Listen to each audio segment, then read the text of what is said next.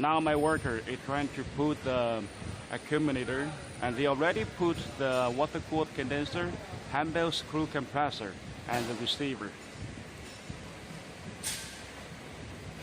For this 10-ton per day buyice machine, we already put all the components. In the video, we can see the liquid receiver, compressor, water-cooled condenser, accumulator, and the red color evaporator. We're going to collect all the pipes, and then this machine will be complete very soon.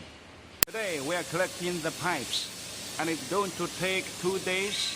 After that, we're going to test the machine. Okay, I'm making a video to show how many ice cubes come out of this 10-ton per day buyice machine in every ice making cycle. In every ice making cycle, it includes 18 minutes for ice making and 3 minutes for deforesting.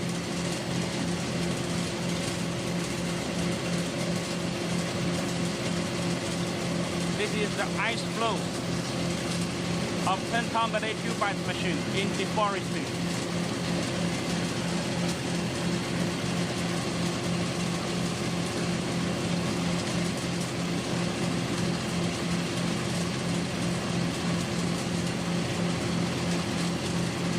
More and more ice cubes are coming out.